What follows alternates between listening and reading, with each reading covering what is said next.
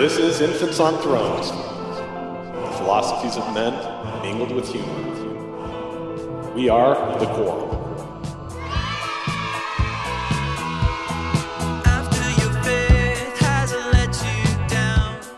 Welcome back to Infants on Thrones. I'm Glenn Ostland, and today I want to share with you, the general public, something that I just recorded and shared with Patreon supporters. Now, we've got about a little over 200 people on Patreon who are supporting us. There's close to, 5,000-6,000 who listen to Infants on Thrones that aren't supporting us on Patreon. But this is a series that we've started doing, and maybe a different approach. I don't know. I kind of like it. I kind of like the way that this is shaping up. So last week, for Patreon supporters, I've been recording episodes almost weekly, sometimes a couple of times a week, that are like bonus content for our Patreon supporters, and also doing some live recordings on Sunday nights. We had maybe 4 or 5 join. It wasn't a big group that joined this last Sunday.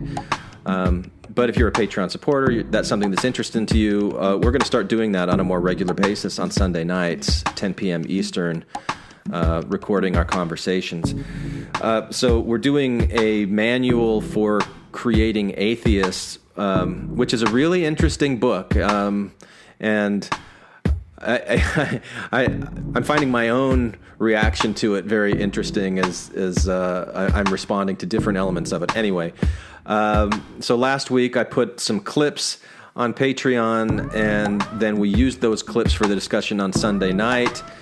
I did that again today, and I thought, I'm just going to share this with people who aren't on Patreon. One, I'd like you to come to Patreon. Please come to Patreon. Help support what we're doing with the podcast. It's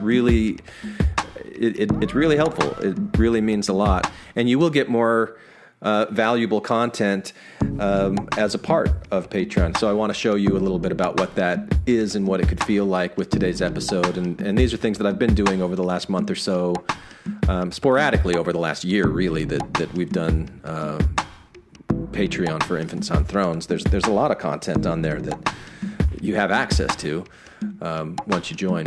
Anyway, so that's what you're going to be hearing today. It's all aiming towards a live conversation that we're going to have on Sunday night. I'm not sure at this point exactly who all of the other infants are going to be joining or not. I know for sure that Bob won't be able to because he's got guests in town, but I think Tom will be there. Matt might be there. I think Matt's planning on being there. Heather was there last week. She may be there this week as well. And so we'll see who shows up. I haven't heard back from Jake yet. I'd love to have Jake chime in on these things, because we're talking about the definition of faith, the definition of atheist, the definition of agnostic. What's the difference between faith and hope? I think we can have some really interesting conversations live, and then I'll turn it into an episode that you'll all hear in a month or two. I don't know, however long it takes me to get through all the material and get it published. But this is a little behind the scenes, lifting the curtain sneak peek to some of the sausage making of Infants on Thrones. Hope it's interesting. Some clips from the book, A Manual for Creating Atheists by Peter Boghossian, which is a focus of conversation right now for us. So anyway, that's today's episode. And thank you for listening to Infants on Thrones. Welcome back to Infant Nursery Hour with your host, Glenn Ostland. It's sharing time. Hey there, Patreon supporters. So this is part 2, the next installment in the, it's not really a Smackdown. I don't know, maybe it's a Smackdown. Just the book review of A Manual for Creating Atheists. So we'll be recording again this upcoming Sunday, and I've got some clips prepared here. Going to focus on chapter 2. I'm not going to try and squeeze 2 chapters into it. It's a big one. Chapter 2 works with definitions of faith, atheist, agnostic. There's a word in there called deepities. And what I really want to record is just personal experiences with this stuff and kind of how we're feeling about it now. And, with all the stuff that we do on infants, it's all an exploration. It's not like we've got it figured out and here it is. It's like, wait, what did you used to think about it? What do you think about it now? That sort of thing. So I'm going to play the first clip here and then ask some questions after it that I'll be asking the panel on Sunday, and hope that we can generate some good discussion from this. And then, the way I'm going to approach this is I don't think I'll publish any of the discussions that we're recording until I've got it all complete. And I know, and I'm thinking about these discussions as like raw material to be able to create a series of episodes from that bring in other clips and things like that. But it's kind of weird, I think, doing just discussions while we're still trying to figure it out. Anyway, that's what I'm thinking right now. Interesting, not interesting. Who cares? Here's the first clip. As a street epistemologist, you'll find subjects will attempt to evade your help by asserting that every definition of faith offered is incorrect, and that you, quote, just don't understand, unquote, what faith really is. When pressed, the faithful will offer vague definitions that are merely transparent attempts to evade criticism, or simplistic definitions that intentionally muddy the meaning of faith. All right, so after this first clip, here are the questions that I have that come to mind for me. First, how do faithful people define faith amongst themselves? And specifically, when you were faithful, how did you define it? What did you think that faith was? Did you ever have any experiences where you were talking to somebody like this and you had to justify your faith because people were challenging it? And then some of the words that Boghossian uses in here, did you ever intentionally, he says the word intentionally, did you ever intentionally muddy the meaning of faith because you could just tell that you were being backed into a corner and you didn't want to allow yourself to be backed into a corner, so you're like intentionally muddying the definition of faith? I mean, I think that's what he's suggesting there. Did you ever do that? Did you know people who did that? Did you see this person who was challenging your faith? Did you see them as somebody who was being helpful? Boghossian talks about it when you're trying to help people. Did it feel like help to you? How did you respond when or if someone ever said that they were just trying to help rid you of your foolish insistence on accepting things on faith? Just curious. Have a discussion about that. Next clip. More common still are what horseman Daniel Dennett terms deepities. A deepity is a statement that looks profound, but is not. Deepities appear true at one level, but on all other levels are meaningless. Here are some examples of deepities. Now faith is the substance of things hoped for, the evidence of things not seen. Hebrews 11. Faith is not to have a perfect knowledge of things. Therefore, if ye have faith, ye hope for things which are not seen, which are true. Alma 32:21. All right. Now, it's always a little bit of a thrill, even as an ex-Mormon, right, to hear a Book of Mormon scripture, even when it's pronounced Alma instead of Alma. I mean, come on, man. To hear a scripture quoted like this in a non-Mormon text. But so what do you think about the idea of a deepity? Can you think of examples of other deepities? Like I think about, the bumper sticker that says the family that prays together stays together. And a lot of times you get these little memes or couplets or, something that seems profound, that isn't really all that profound. But then there's people who do actually think that it's profound and it becomes really meaningful for them. So what does it mean when you recognize something as a deepity, but the person that you're talking with doesn't? I mean, what do you do with that? So if you go back to this idea of helping people, that you're altruistically from just like the generousness of your heart, helping people free themselves from their faith, does this seem like a good or effective approach to think of things as deepities? I mean, it seems like there's this chasm of condescension and arrogance that has to be bridged somehow. I don't know that the deepity is really doing it or not, but interested to know what you think. So let's have a conversation about deepities. Next clip. The word faith is a very slippery pig. We need to get our hands on it, pin it to the ground, and wrap a blanket around it so that we can have something to latch onto before we finally and permanently subdue it. 2 definitions of faith. 1. Belief without evidence. Belief without evidence. Belief without evidence. My definition of faith is that it's a leap over the probabilities. It fills in the gap between what's improbable to make something more probable than not without faith. If one had sufficient evidence to warrant belief in a particular claim, then one wouldn't believe the claim on the basis of faith. 2. Pretending to know things you don't know. Pretending to know things you don't know. As a street epistemologist, whenever you hear the word faith, just translate this in your head as pretending to know things you don't know. My faith is beneficial for me. Pretending to know things I don't know is beneficial for me.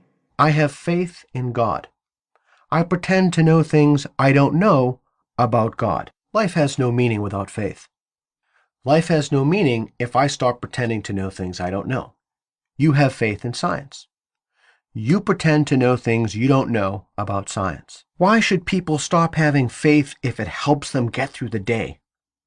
Why should people stop pretending to know things they don't know if it helps get them through the day? Teach your children to have faith. Teach your children to pretend to know things they don't know. She's having a crisis of faith. She's having a crisis of pretending to know things she doesn't know. Alternatively, she is struck by the fact that she's been pretending to know things she doesn't know. All right, so we've got these 2 definitions of faith here. I mean, first he talks about faith being a pig in a blanket that we must subdue. That just makes me hungry for a pig in a blanket. You know, like I had these once that had like pretzel bread wrapped around and the, you know, like hot dog or sausage, whatever was it. Those are good. Pig in a blanket. Good fall food. Take me back to my childhood. Pig in a blanket. Anyway, 2 definitions of faith here. 1, belief without evidence. Interesting. Let's explore that a little bit. Belief without evidence. Well, then what do you call belief with evidence?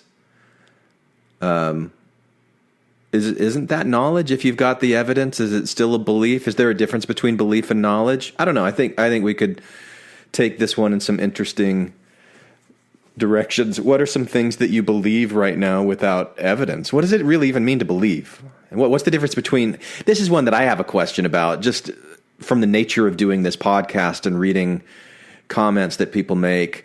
You know, what's the difference between exploring ideas and actually believing them, or promoting them, or, you know, that sort of thing?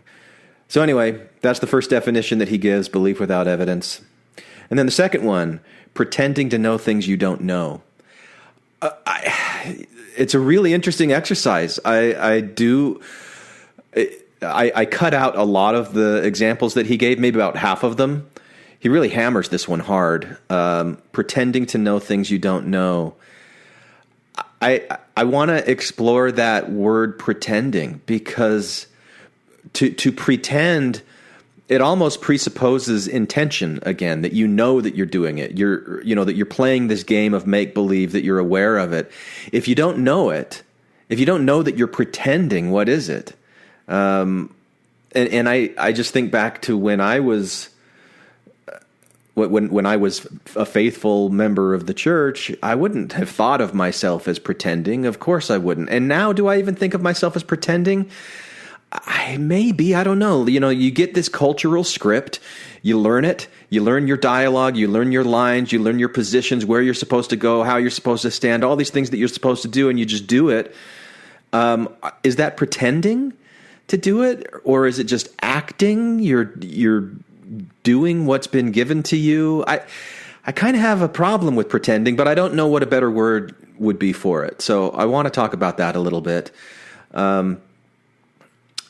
But you know, pretending to know things you don't know. I do think it's a really, really valuable way to think about epistemology in general. And I have to keep reminding myself that that's really what Peter Boghossian is talking about when he's being critical of faith. It's being critical of faith as an epistemology, critical of faith as a way to gain knowledge or to learn, and that it's not a reliable way to do that. But again, it is part of the script that so many of us have just inherited, and so we do it, and then in this case, I think a lot of us have broken out of that script, but then what do you do with it? So I don't know.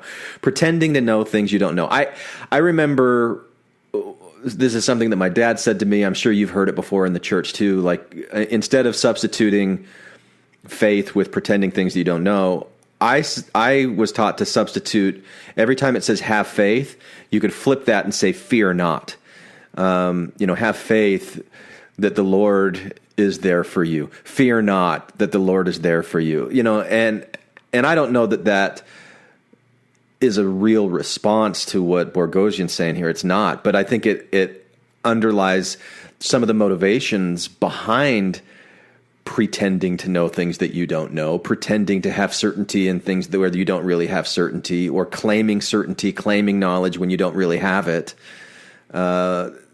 That it's because of how scary it is, how afraid you would otherwise be to know that we're living in something that we don't understand, that life is something that's so complex that it's just beyond our ability to fully understand what's going on. So we have to just pretend we understand it, or claim that we understand it, or imagine that we understand it, or whatever word you want to use there. So I think this is a really interesting clip. There's a lot here that we can talk about. That's clip number 3. All right. Next clip. Faith is not hope. The term faith, as the faithful use it in religious contexts, needs to be disambiguated from words such as promise, confidence, trust, and especially hope. Promise, confidence, trust, and hope are not knowledge claims. One can hope for anything or place one's trust in anyone or anything. This is not the same as claiming to know something. To hope for something admits there's a possibility that what you want may not be realized. For example, if you hope your stock will rise tomorrow, you are not claiming to know your stock will rise. You want your stock to rise, but you recognize there's a possibility it may not. If you hope something happened, you're not claiming it did happen. When the faithful say, Jesus walked on water, they're not saying they hope Jesus walked on water, but rather are claiming Jesus actually did walk on water.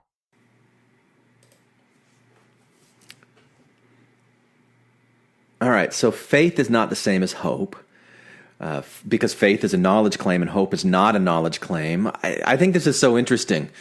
And so the discussion I want to have about this, first of all, do we all agree with this distinction? Is this something that you've ever thought about before? I don't think that I had really ever made this distinction, at least not as clearly, until I heard Boghossian spell it out here.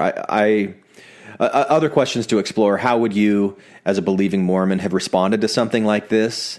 And how could this distinction possibly be helpful to you in future conversations with faithful friends and family members? Now, I remember very distinctly a gospel doctrine class that I was teaching, and this was an issue for me, and I think it's a fairly common one in people's shelf breaking and going through the faith crisis journeys. You start recognizing that people, especially in the church, use I know the church is true, I know the Book of Mormon is true, I know, when it's really faith, or I believe, or I hope. And I was talking about this in the gospel doctrine class. It was making people uncomfortable. Although I wasn't the only one in there, clearly, who had these kinds of thoughts before, but it was creating some angst. and one guy who was a friend of mine, he said, I can't use the word hope, like to say, instead of I know the church is true, because I did like a thought experiment with them. I said, now how does it feel if I say I know the church is true, or I have faith that the church is true, or I hope that the church is true. Do those three statements feel different to you? And it did. It felt different to everybody in the room. And this guy said, yeah, I just can't say I hope the church is true because it's so wishy-washy. That was the word that he used, wishy-washy. And I'm like, yeah, but isn't it true? I mean, you hope that it is. You don't know that it is, but you have to. So I guess this kind of goes back to the pretending question. Anyway, interesting stuff in here. So that was clip number 4. Now we're going to define atheist in the next clip, and then the very last clip will be defining agnostic, and that'll be it for this episode. So let's go to the next clip. Atheist, as I use the term, means there's insufficient evidence to warrant belief in a divine, supernatural creator of the universe. However, if I were shown sufficient evidence to warrant belief in such an entity, then I'd believe. You know, I really wish that in this section he would have defined belief, the way that he's defining faith, the way that he's defining atheist, because I appreciate this definition of atheist, but it also hinges on how you define belief, what you think it means to believe. And this is an area where I feel like I've had a lot of conversations lately. You'll hear a few of them coming up in future episodes. You've probably heard. I don't really remember everything that we published in the past, especially recently. And so some of these things just circle around and cycle around in my brain. But I've always had this question and thought that it would be an interesting approach to try to imagine the characteristics of a God that you could believe in. Like, okay, so you don't believe in the Mormon God because of X, Y, and Z. Well, what factors would we need to have in order to believe in a God? And I had a conversation with Bill Reel. I might be publishing. I'm still not quite sure what I'm going to publish this Sunday. Maybe it'll be the Bill Reel discussion. I think I'm kind of forcing myself right now to do the Bill Reel. I'm going to publish Bill Reel on Sunday. But Bill and I had this conversation about God. So what would God have to be or have to look like in order for you to believe in it, in order to accept in it? And I don't know if that's asking what evidence would you need to see in order to believe in it. It's not really saying. So I don't know what believe is. I don't really know the distinction between exploring in my mind, thinking about, or believing. And I took a graduate level course on belief. I took a class that was just about belief in my folklore studies years and years ago at Indiana University. And it was a cool class because there's a bunch of graduate students sitting around talking about belief, but I don't know that we came to any consensus onto what it was. And of course, I was at a place in my life at the time where I was still one foot in the church, 1 foot out of the church. But so what is belief? What does it mean to believe? Because I think it's a problem. I think it's a problem to say, "Oh, I'll only believe it if there's evidence," because then it's not really belief anymore, is it? Belief has to be some form of hope or some kind of faith, or I just don't know. So I'd like to have that discussion. What does it mean to believe? And to be an atheist. To have any kind of belief in God, I think it's much easier for me to reject certain characteristics that I see and go, no, that doesn't jive with me. I'm not comfortable with that, so I'm going to reject that characteristic of what you're defining as God or divine or intelligent design or whatever it might be. But there's other things that I'm open to. Does that mean that I am still able to carry around an atheist card? Do I even want to carry around an atheist card? So this is the discussion that I want to have after this clip. And then here's the last clip, and then I'll talk about it. And it's defining agnostic. And spoiler alert, Peter Boghossian hates the word agnostic. He thinks it shouldn't be used at all. So shame on you, Tom, for calling yourself an agnostic. Agnostics profess to not know whether there's an undetectable metaphysical entity that created the universe. Agnostics think there's not enough evidence to warrant belief in God, but because it's logically possible, they remain unsure of God's existence. Again, an agnostic is willing to revise her belief if provided sufficient evidence. The problem with agnosticism is that in the last 2,400 years of intellectual history, not a single argument for the existence of God has withstood scrutiny. Not one. Aquinas' 5 proofs, fail. Pascal's wager, fail. Anselm's ontological argument, fail. The fine-tuning argument, fail. The Kalam-cosmological argument, fail. All refuted, all failures. I dislike the terms agnostic and agnosticism. I advise street epistemologists to not use these terms. This is why. I don't believe Santa Claus is a real person who flies around in a sleigh led by reindeer delivering presents. I am a Santa Claus atheist. Even though there's nothing logically impossible about this phenomenon, I am not a Santa Claus agnostic. That is, a large man in a red suit delivering presents at the speed of light is not a logical contradiction. Agnostic and agnosticism are unnecessary terms. Street epistemologists should avoid them. All right, so Borgosian, I'm just going to call him Pete. I like that better, Pete. So Pete doesn't like agnostic. He defines it as, there's not enough evidence to believe in God, but there's still a possibility. It's kind of like the Jim Carrey Dumb and Dumber. So you're saying there's a chance thing. So I'm not going to not believe in God because there's still a possibility. And he says, yeah, but the problem is that in the past 2,000 plus years, not a single argument for the existence of God has survived scrutiny. All right, first of all, Pete, it's pronounced scrutiny, not scrutiny. So now I just don't really know what to believe. I mean, you're going to mispronounce scrutiny? Scrutiny? Anyway, that's just a delicious irony. But whose scrutiny? I mean, look, if this claim is really true, then why is the belief in God still so incredibly pervasive? You have to get into it's just because people aren't careful enough. They're not smart enough. They're not reasonable enough. And that's when you're getting into that arena of arrogance and condescension that just makes me really uncomfortable. It made me uncomfortable when I was in that space as a believing Mormon, and I thought, why doesn't the rest of the world see how stupid they are and how smart we are? I mean, it's like flipping the script there. So I'm just not comfortable with that. And okay, so he doesn't like the word agnostic. He doesn't want people to use the word agnostic. What do you think about that, Tom? Others, what do you think about that? I don't care.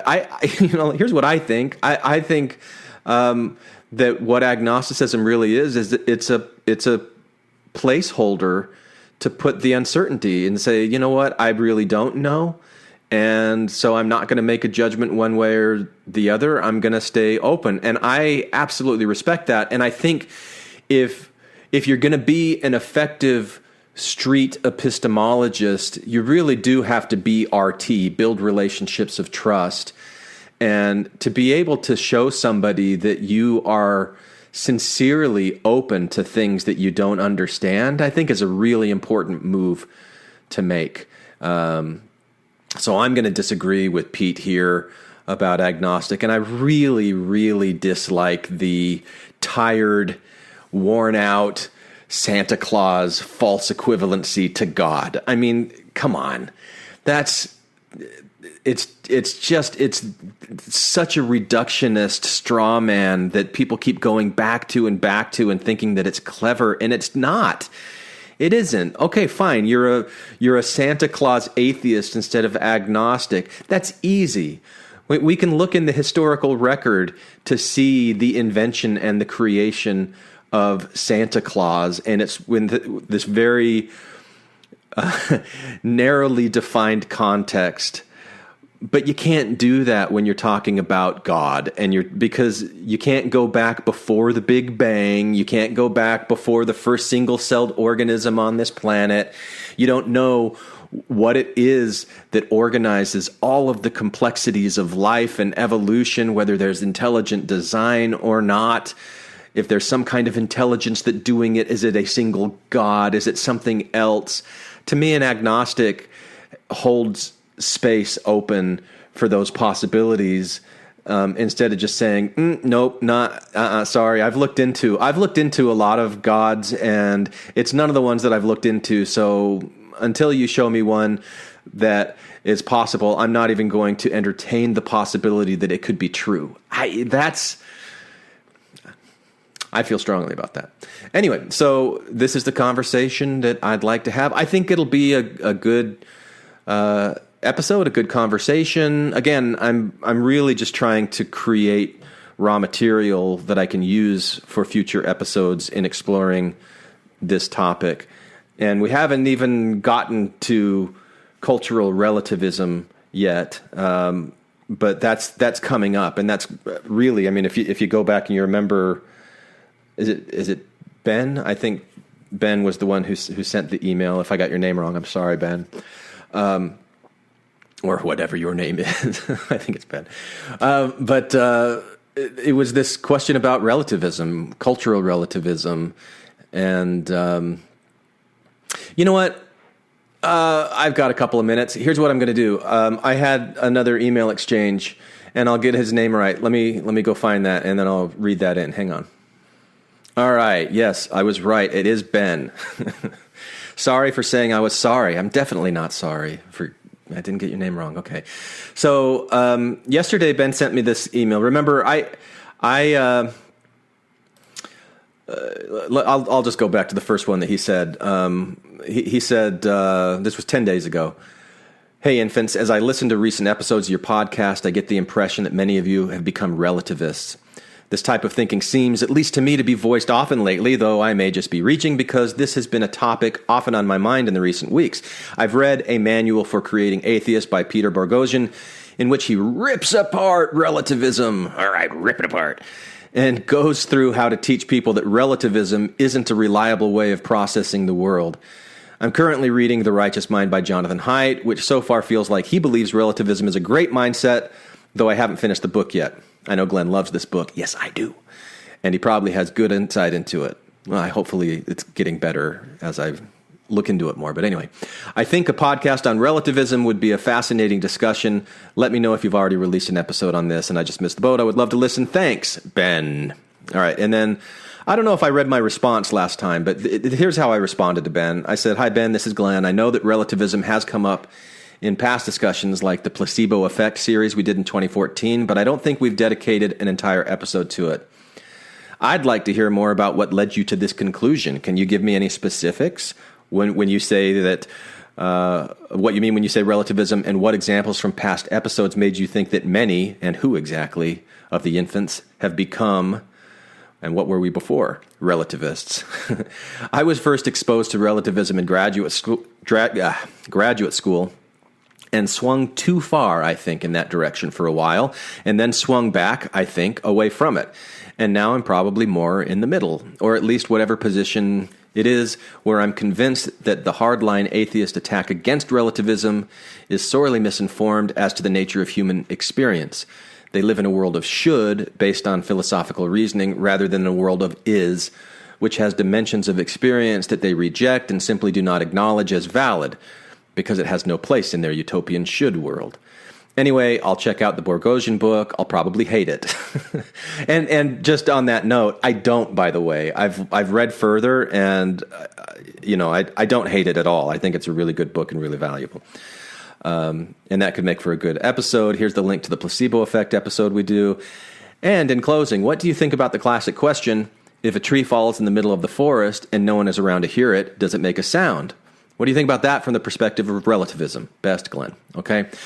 So, and then this was his email to me yesterday, and then I'll read that and my response back to him. And then that'll do it for today's sharing time. So he says, "Hey, Glenn, sorry for not getting back sooner. I had some family stuff I had to deal with, and I listened to the placebo effect.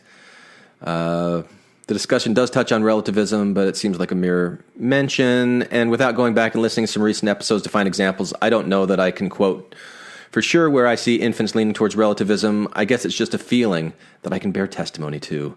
Winky face. I think an episode on relativism would not only be fascinating, but is extremely important. From my perspective, it seems... See, why are you saying from my perspective, Berg? That's a very relativist thing to say. From my perspective. Relative to my perspective, it seems that most people, including myself, do not fully understand relativism. I would lump myself in there too, Ben. I mean, I don't totally claim to understand it either. So I welcome the opportunity to learn about it better. I also think it is disliked as it seems to take away any call for action or restitution. This is a very right up Tom's alley here when it comes to justice, right?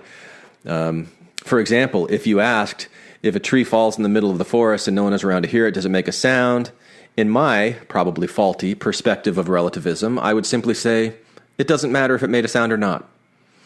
I still feel like I think most people do that a perspective of relativism takes away any incentive to work towards that utopian world, whether it is achievable or not.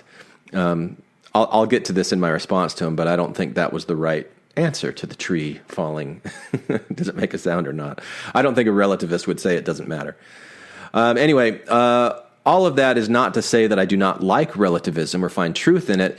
These are simply my thoughts as I'm trying to understand it and process it. Oh, I can so relate to that, Ben, and respect it. You know, it's this idea of exploring, like trying to understand it better. I'm with you. I heard on your recent podcast that you'll be smacking down a manual for creating atheists on Patreon. I'm excited to listen to it. I lived by this book after leaving the church. I've read it 4 or 5 times as I've prepared myself to rid the world of religion. I've come a long way since then and learned a few lessons about life and relativism. Anyway, cool. And then my response to Ben, thanks. How are you defining relativism? If you say, is this true or not? And I say, well, it depends on X, Y, or Z. And also A, B, and C, and whether or not 1, 2, and 3 is either red, yellow, or blue, etc., etc. You know, I'm saying it depends on all these complicating factors. Does that make me a relativist? Is the problem or frustration with relativism that it doesn't provide a simple yes or no answer to truth claims? For example, if you asked, is the Book of Mormon true? And I said, it depends on what you mean by true. Is that a kind of relativism that you would bristle at? The reason that I asked the if a tree falls question is this. Sound is what we call the natural phenomenon of sound waves hitting an eardrum, and most specifically a human eardrum, and then sending electronic signals to our brain. That entire process is represented by the simple single word sound. So in that sense, the existence of sound is relative to the proximity of sound waves and human eardrums. So if a tree falls, creating sound waves, and there is no eardrum in the sound waves, or for the sound waves to hit against, you technically do not have sound, you just have sound waves. It's annoyingly precise and pedantic, right? To me, that illustrates the principle of relativism, or at least the way that I think I understand it. Or in other words, the importance of understanding the importance of the relationships between things, which is what I think relativism is. Often multiple, subtle, not very obvious, but still significantly influential things that we often gloss over and take shortcuts to make quick yes or no judgments about, in large part as a way of avoiding being annoyingly precise and pedantic. In other words, we take a complex process and we force a simplistic black or white either or answer onto it. I haven't yet read Peter Boghossian's dissection of relativism, but I will soon. I think it is more specifically cultural relativism that he will attack, where unlike the tree example, where sound waves and their proximity to and impact upon eardrums can be empirically measured, the complicated, nuanced relative influencers in cultural relativism are ephemeral elements, like custom, tradition, thoughts, beliefs, social interactions, etc., specifically regarding ethics and morality. So what I'm saying here is that they're ephemeral. They're not empirical. It's difficult to quantify them. So this is where a Jonathan Haidt provides so much value to me in helping me glimpse the many complex, subtle, relative influencers that form our moral framework. So I'll be interested to see what Boghossian says about relativism in relation to how I understand that moral framework. I suspect it'll be somewhat conveniently strawmannish, that he will use plenty examples of very sloppy and illogical reasoning, I put in quotes, of faithful people saying empirically, demonstrably false things as a way of exposing the flaws of culturally relativist thinking, and thereby coming to the conclusion, see, relativism bad. But here's how I think, and all I'm doing there is exposing my biases, right? Like this is what I think I'm going to see. We'll see if I see that or not. But here's how I think about it, at least currently, that not all relativist arguments are equal. Not all relativist conclusions are valid. But that means that some are. And you can't just shit on all of cultural relativism as having zero impact or zero validity or zero influence on the world or on truth or the human perceptions of truth just because some cultural relativism, and maybe even most of it, gets things wrong. It's too simple, but I'll understand better after reading Boghossian. So anyway, that is what we'll be talking about, the clips defining faith and deepities and atheist and agnostic, a little bit of hope in there. That'll be the conversation that we have on Sunday night. And then we're working towards this discussion on relativism that I hope will be really interesting and that I'll learn more about. And I appreciate your support. Not only what you donate to the podcast in money that helps me pay the bills and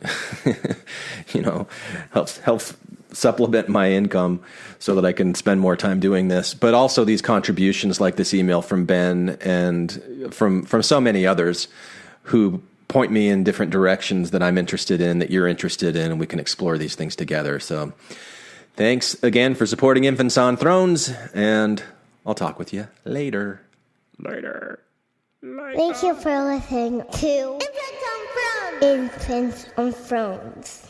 All right, and what the hell? As an extended Easter egg, I'll include last week's set of clips that preceded this week's set of clips. So I'm kind of Benjamin Bunting. What? The traveling back in time, Brad Pitt? Anyway, it doesn't matter. Here's some more clips. Another Patreon-only feature from last week.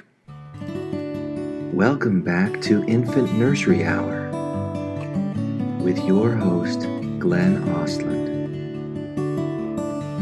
It's sharing time. Hey there, Patreon supporters. I don't know. I think this is going to be some good news. I hope that you like it. I hope that you like what I'm going to be saying to you here today. So, got an email earlier this week. You're going to hear it in a minute. I read it into this clip that this extended clip of clips that I'm going to be playing for you. But basically what this listener was saying was, it sounds like the infants have all become cultural relativists. What's up? I just read this book called what is it called? It's called A Manual for Creating Atheists. And anyway, so he was saying, and in that book, the author attacks cultural relativism, and so he wants to hear us talk about cultural relativism. And I know it's come up in the podcast before. I think if my memory serves, the times where we talked most about it were on those episodes with Chelsea years ago, the placebo episodes. But anyway, so I thought, let's do it. So I went and I got the audiobook and started listening to it, and I had my own reaction, which I'll let you guess how I respond to this sort of thing. But what we're going to start doing for Infants on Thrones, we're going to do a series, a multi-part series, maybe 5 parts. I don't know. It's hard to say going into it how many parts it's actually going to be. But it'll be kind of like what we did with the 7 Deadly Heresy Smackdown, except hopefully it won't take as long to record and complete. We're going to set aside every Sunday night, starting this upcoming Sunday, which is, today's the 15th of August, so that's August 19th. So every Sunday night, 10 p.m. Eastern, we're going to be doing live recordings, and you're invited to sit in and listen if you'd like to. You're also invited to contribute, maybe not as we're doing it live, although depending on how many actually join, we might be able to do something like that. But what I'm going to play for you right now, this clip of clips, is what I'm sending to the panelists. And right now we've got Tom and Randy, and Matt is a maybe. Heather, Jake, and Bob aren't able to make it this time. They might another time. I still haven't heard one way or the other from John or Scott, but I don't expect that either of them will join.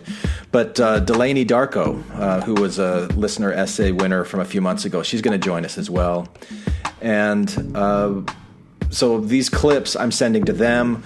We're going to be responding to it. It's going to provide us a structure for our conversation, because obviously we're not going to be doing it completely Smackdown style, where we read every single word of the document. I'm just pulling out these clips. So you get to hear them early. And I'll do this for you each week that we're doing this series. I think you'll find it interesting. I don't know, I find it interesting. And again, if you want to contribute, if you have things that you want to say about any of these clips, you can send, you can write a comment on Patreon. You could even record something and email us the audio file, and maybe I would insert that into the final episode. Maybe I would read your comment into the final episode, that sort of thing. But anyway, just as a way of providing extra value and content for you as Patreon supporters, we're going to do this. So anything else I need to say about it? I don't think so. I'll put the link to join us. We use a program called Zoom, which is kind of like Skype. That's how we record. And I'll put the Zoom link here on Patreon in the comments, or maybe even in the main body of this episode, which is sharing time number 13, I think. And so if you just click on that at 10 p.m. Eastern on Sunday, you can listen in live to this series. I guess the only other thing to say about it, there was another listener, I think he's joined Patreon now, Jason, who a few months ago suggested that we do something like the missionary discussions. What would missionary discussions be like for believers if you were trying to either convert someone from being a believer to a non-believer, or just help them understand why you're a non-believer? And it seemed like such a daunting task to construct something like that. I think this series is going to scratch that itch, because this book really appears to be designed with that in mind. It's very overzealous, a manual to create atheists, a way of disabusing people of their faith and superstitions and just plain old stupidity. And now my biases are kind of coming out, because I think it takes it too far. But anyway, you'll hear that even in these clips, in the way that I've added sound effects and music to these clips. So hope you enjoy this. Hope you join us on Sunday. And again, thank you for supporting us on Patreon, and take care for now. Hey, infants. As I listen to recent episodes of your podcast, I get the impression that many of you have become relativists.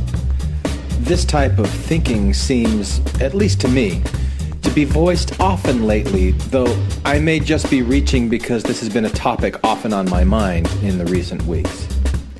I've read A Manual for Creating Atheists by Peter Boghossian, in which he rips apart relativism and goes through how to teach people that relativism is not a reliable way of processing the world. I'm currently reading The Righteous Mind by Jonathan Haidt, which so far feels like he believes relativism is a great mindset, though I haven't finished the book yet. I know Glenn loves this book, and he probably has good insight to this. I think a podcast on relativism would be a fascinating discussion, Let me know if you already released an episode on this and I just missed the boat. I would love to listen. Thanks, Ben. A Manual for Creating Atheists. Written by Peter Boghossian. Never be a spectator of unfairness or stupidity. The grave will supply plenty of time for silence. Christopher Hitchens. Forward. Born-Again Atheist by Michael Shermer. For God so loved the world, he gave his only begotten Son, that whosoever believeth in him should not perish, but have everlasting life. Everlasting life? Wow, that's quite a claim, and as we skeptics like to say, extraordinary claims require extraordinary evidence. Is there extraordinary evidence for the claim that accepting Jesus of Nazareth bestows upon the believer eternity? No. Is there even any ordinary evidence for this extraordinary claim? No. There is no evidence whatsoever. As to date, not one person who has died has returned to report a celestial realm where a first-century carpenter resides with his Father, God. Let's think this claim through as a person of reason and science might. 1. Christians claim that God is omniscient, omnipotent, omnipresent, and omnibenevolent, all-knowing, all-powerful, all-present, and all-good, the creator of the universe and everything in it, including us. 2. Christians believe that we were originally created sinless, but because God gave us free will, and Adam and Eve chose to eat the forbidden fruit of the knowledge of good and evil, we are all born with original sin as part of our nature, even though we did not commit the original sinful act ourselves. 3. God could just forgive the sin we never committed, but instead he sacrificed his Son, Jesus, who is actually just himself in the flesh, because Christians believe in only one God. That's what monotheism means, of which Jesus and the Holy Spirit are just different manifestations, 3 in 1 and 1 in 3. 4. The only way to avoid eternal punishment for sins we never committed from this all-loving God is to accept his Son, who is actually himself, as our Savior. So, God sacrificed himself to save us from himself. Barking mad. This all sounds positively daft, but when you're in the religious bubble, everything makes sense, and there is no such thing as chance, randomness, and contingencies. Things happen for a reason, and God has a plan for each and every one of us. When something good happens, God is rewarding us for our faith, our good works, or our love of Christ. When something bad happens, well, God does work in mysterious ways, you know. Inside the bubble, the explanatory filter works at every level, from the sublime to the ridiculous, from career opportunities to parking spots. I thanked God for everything from getting me into the Christian-based Pepperdine University, my grades and SAT scores were unspectacular, to finding a parking place at theaters and restaurants. In the Christian worldview, there's a place for everything, and everything is in its place. And believe it or not, when you're committed to that belief system, it is internally consistent and logically coherent. As long as you don't look too closely and you are surrounded by others who are also in the bubble. Had I read this book when I was a neophyte Bible thumper, I would have saved scores of people from my incessant door-to-door evangelizing and spared my patient and loving family members, who were surely at wit's end with me, endless mini-sermons about Jesus and the good book that carried his gospel. If I started reading A Manual for Creating Atheists as a Christian, I would have been an atheist by the time I finished it. Peter Boghossian's A Manual for Creating Atheists is the perfect companion to Richard Dawkins' The God Delusion. They should be bundled like an atheist software package to reprogram minds into employing reason instead of faith, science instead of superstition. Religion is still a powerful force in the world, and the majority of humans still adhere to one faith or another, but which is the right one? But this is changing thanks to rational thinkers and brave activists such as Peter Boghossian, who has helped lead the fastest-growing religious movement in America called the Nuns, those who check the box for none when asked about their religious faith. We are the nuns, and we are growing. And in the long run, we will triumph because we have on our side reason and science, the best tools ever devised for understanding the world. Chapter 1. Street Epistemology. Street. Noun. A public thoroughfare. Epistemology. Noun. The study of knowledge. This book will teach you how to talk people out of their faith. You'll learn how to engage the faithful in conversations that help them value reason and rationality, cast doubt on their beliefs, and mistrust their faith. I call this activist approach to helping people overcome their faith street epistemology.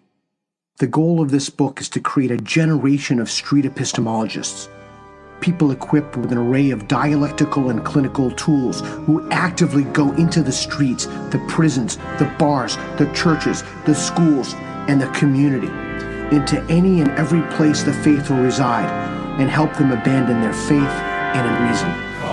To serve him, heavenly King of glory, chosen heir to witness for his name. Far and wide Street epistemology harkens back to the values of the ancient philosophers, individuals who are tough-minded, plain-speaking, known for self-defense, committed to truth, unyielding in the face of danger, and fearless in calling out falsehoods, contradictions, inconsistencies, and nonsense. Plato was a wrestler and a soldier with broad shoulders. He was decorated for bravery in battle. Socrates was a seasoned soldier.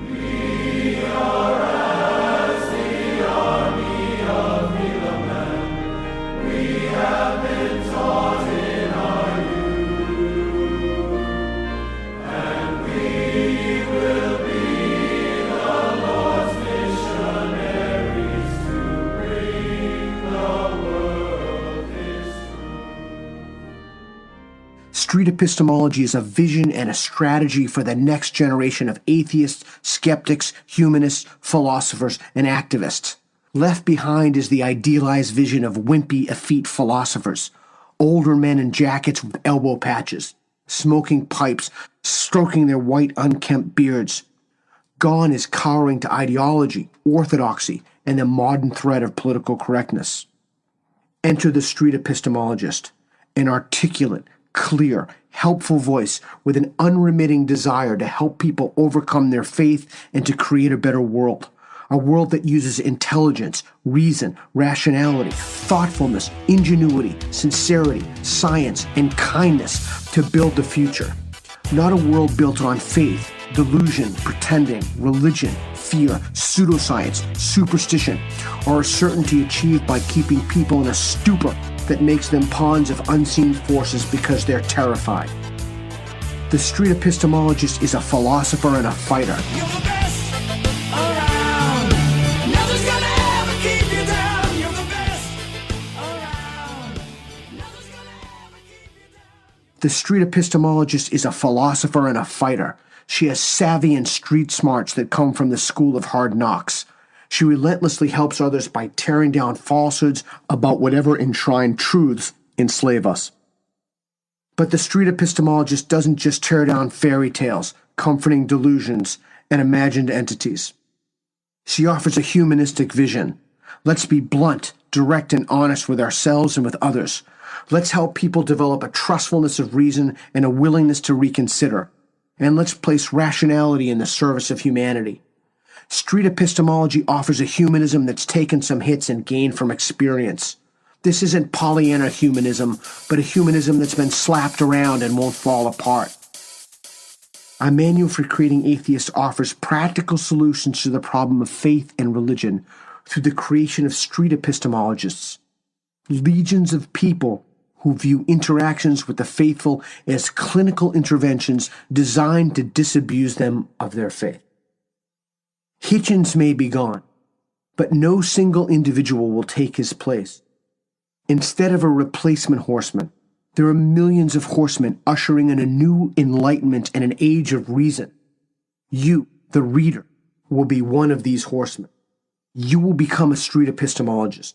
You will transform a broken world long ruled by unquestioned faith into a society built on reason, evidence, and thought-out positions.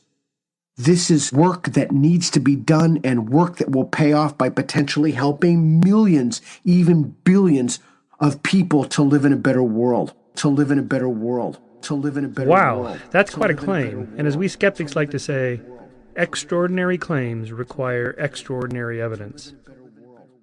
Thank you for listening to Infants on Thrones.